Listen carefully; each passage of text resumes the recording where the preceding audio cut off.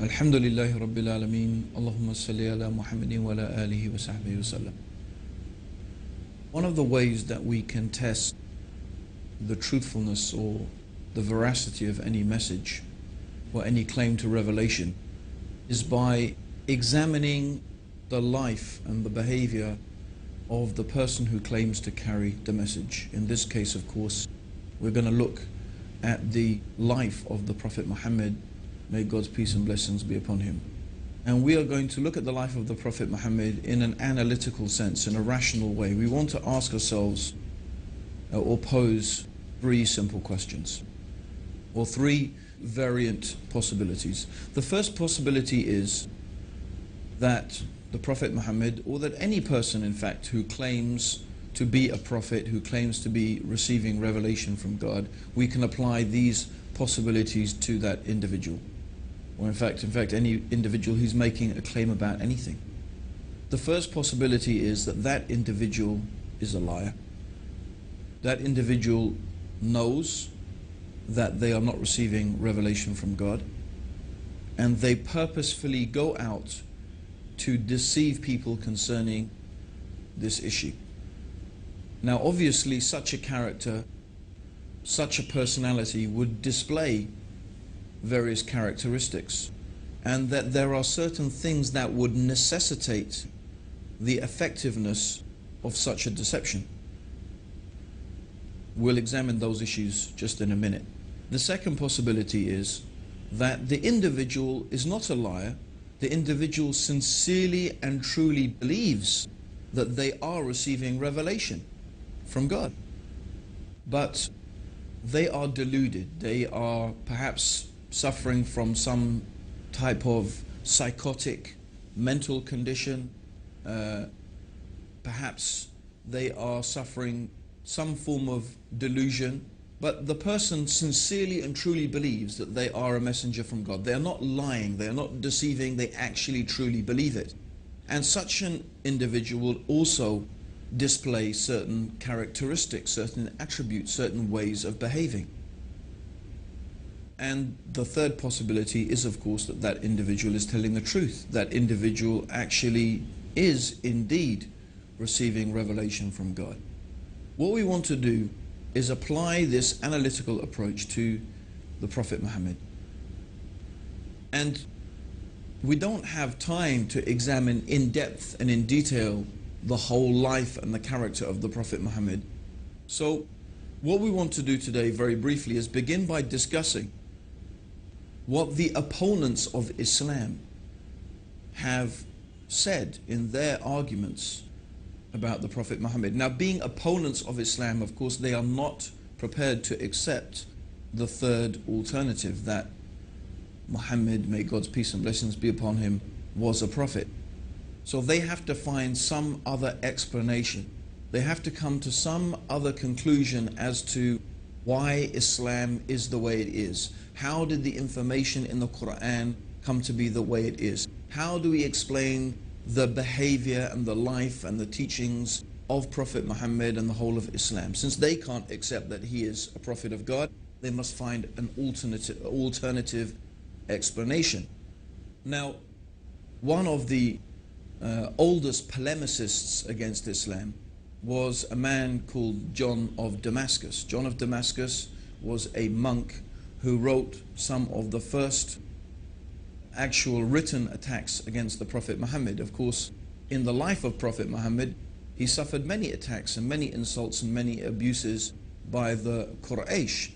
But this was the first constructed attack against the Prophet Muhammad, and even these writings exist today. And John of Damascus posited the argument that Muhammad had invented Islam. He was a liar. The whole thing was contrived, the whole thing was invented. And in order to explain the information in the Quran, John of Damascus said that the Prophet Muhammad learnt it from a Nestorian priest. A Nestorian priest, the Nestorians are a sect of Christianity. And he claimed that all of this information was learnt from a Nestorian priest, and others have proposed the same type of idea, that he had someone from whom he was gathering all of this information maybe some priests, maybe some rabbis. But anyway, this information must have come from some human source, someone who was well versed, someone who was knowledgeable in religious affairs, in legal affairs, and so on and so forth, who is feeding Muhammad this information. And that Muhammad invented this whole religion for his own personal gain. So this is one proposition. Now, some modern writers have taken that same approach, but they have tried to give the cloud, as we could say, a silver lining. They said, yes, Muhammad invented Islam, but his intentions were good. He invented it because he found his people in such a bad condition that he wanted to improve their condition, and he decided that monotheism and removing them from idolatry was the best path to their reformation. But it still leaves the question, from where did Muhammad get this information from that we find contained in the Quran and in the teachings of the Prophet Muhammad? It still leaves us with the position that he must have lied, he must have invented it, he must have got that information from somewhere. So this is one particular group of writers have gone down this line. And they obviously will not accept that the Prophet Muhammad is a messenger from God. The other group has taken a different approach. They examined the life of Prophet Muhammad, and they said that, well, everything we can see about this man, from his character, from his personality, from the way that he behaved, from his personal characteristics that he displayed to his wives, to his companions, and so on and so forth, shows that this man genuinely believed that he was a messenger of God, because he did not behave in the manner and with the characteristics of a liar. In fact, as we have previously mentioned, he was known amongst his people for his truthfulness, his trustworthiness, and his honesty. One of the nicknames that the pagan Arabs had given to Prophet Muhammad before he claimed prophethood was Al-Amin. And Al-Amin means in Arabic the truthful and the trustworthy. He was well known amongst them for his honesty, his truthfulness in his dealings, and his sincerity. And these characteristics the Prophet Muhammad continued to display throughout all of his life. And so they said, well, the Prophet Muhammad manifested this apparent and obvious sincerity and truthfulness. We don't find duplicity in his character. We don't find deceitfulness in his character. So they said, no, we cannot accept that the Prophet Muhammad was a liar. Therefore, we believe that he was deluded. He was suffering from some psychotic condition, some form of epilepsy, some neurosis that made him believe that he was a prophet, but he was a very sincere individual, although concerning the issue of being a prophet of God, of course, we don't accept that. This is what they claim. Therefore, they explain the life of Prophet Muhammad, and they explain him by saying that he was suffering some type of delusion. Now, what is interesting is when we bring both of these two ways of describing or explanation for the life of Prophet Muhammad together, when we bring them together, we are left with a problem. And the problem is this, is these two different ways of examining the life of Prophet Muhammad actually contradict each other. The first one says that we need to explain the information in the Quran. We need to explain its deep knowledge of theology, of philosophy, of law, of religion, of history, of science, and all of these things are manifest and clear in the Quran. Where did this knowledge and information come from? These people say, well, the Prophet Muhammad must have learnt it from someone. But the other is that the Prophet Muhammad was honest and truthful and trustworthy. So on one hand, we need, or the people who are trying to attack the Prophet Muhammad and say that he's not a prophet, they need on one hand to say he was a liar, and they need to say that to explain the information in the Quran. On the other hand, they need to say that he was deluded, because that's the only way that they can explain his truthfulness and his sincerity. But of course, Somebody can't be a liar and be deluded both at the same time. You can't be a liar and be deluded both at the same time. You can only have one or the other. But they need both in order to completely and properly explain the life of Prophet Muhammad. Let's further explain that. If you are deluded and you think that you are a messenger of God, when someone asks you a question, or when you are confronted with a problem, you don't think, oh, let me run off and ask my source of information, my rabbi or my priest who's teaching me things, because you don't need to, because you think God is going to reveal that to you.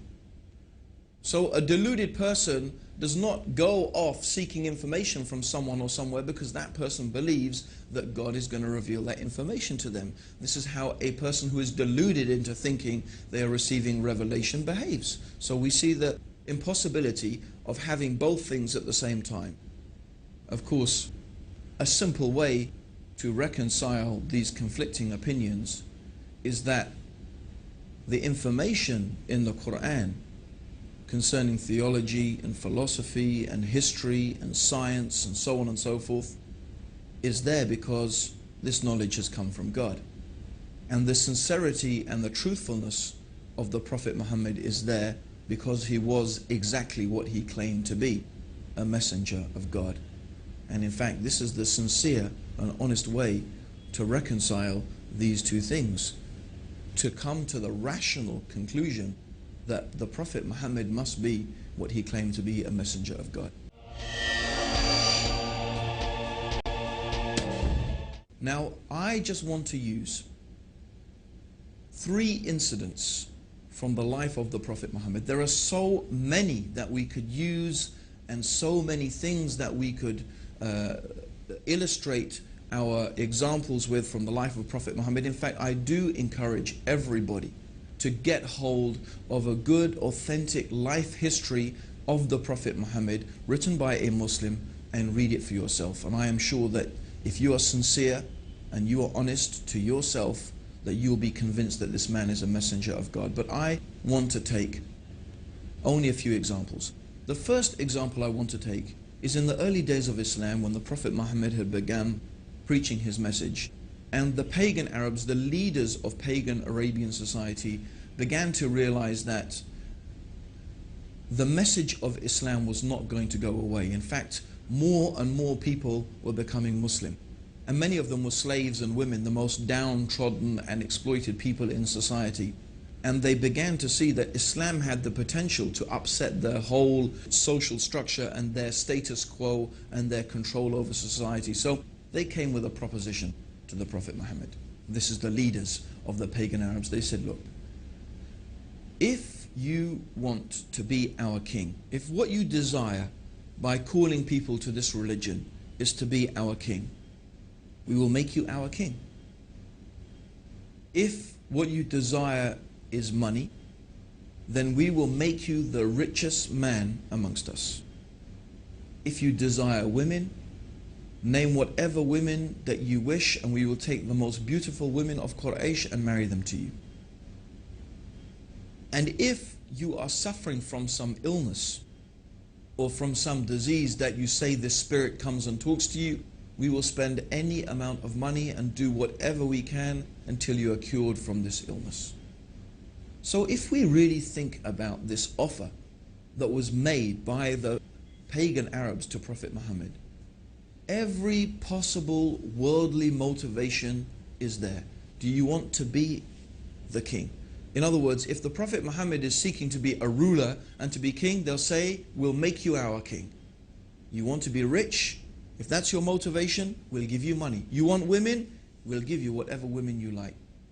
You have some problem, you have some disease, we will spend whatever it takes until it is cured. What is there? What worldly offer is not contained in this offer? It's all there. If the Prophet Muhammad was motivated by any worldly needs or by any worldly desire, he could have accepted their offer and it would have been satisfied. So what was his reply? His reply to his uncle is famous.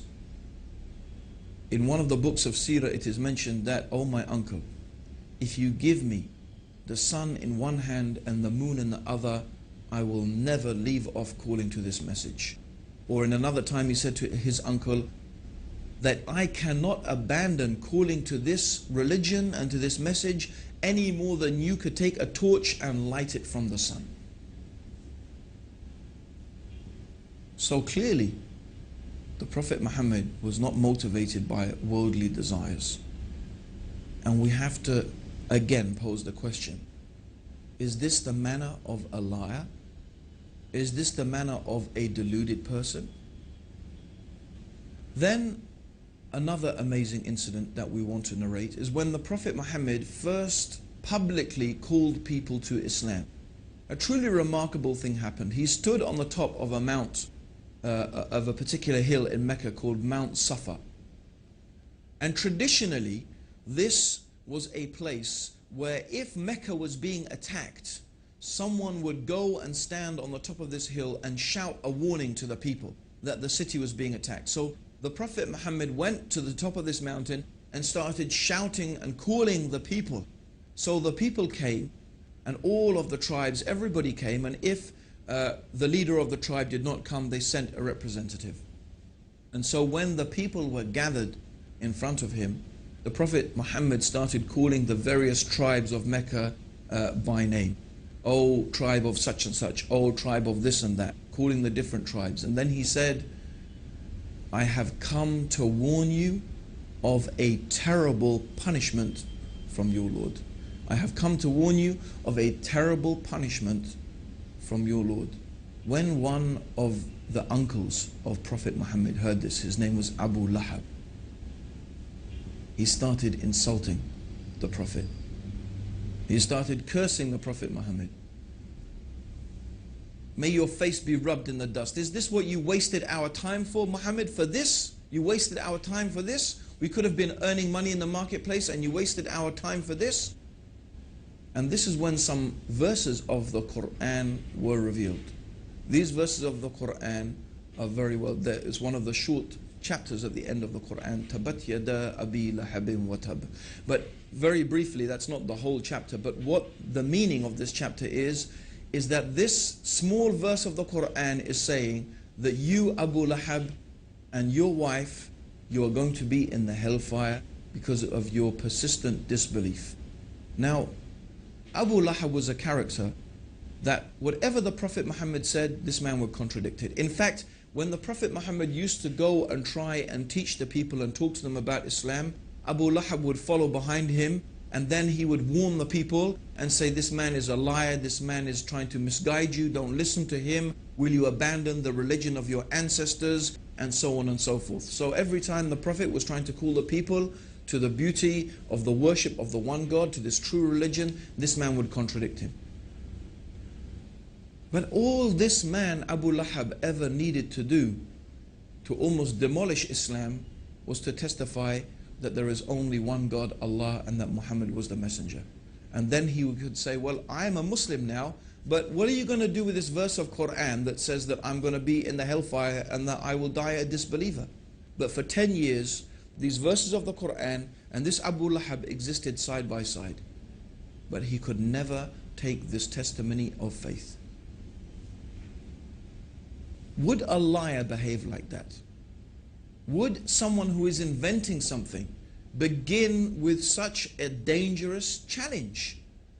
People who are lying and people who are deceivers, they're usually very careful and manipulative in the way in which they deal with things. But these verses of the Quran show the complete honesty and the complete sincerity and the forthrightness of this message of Islam.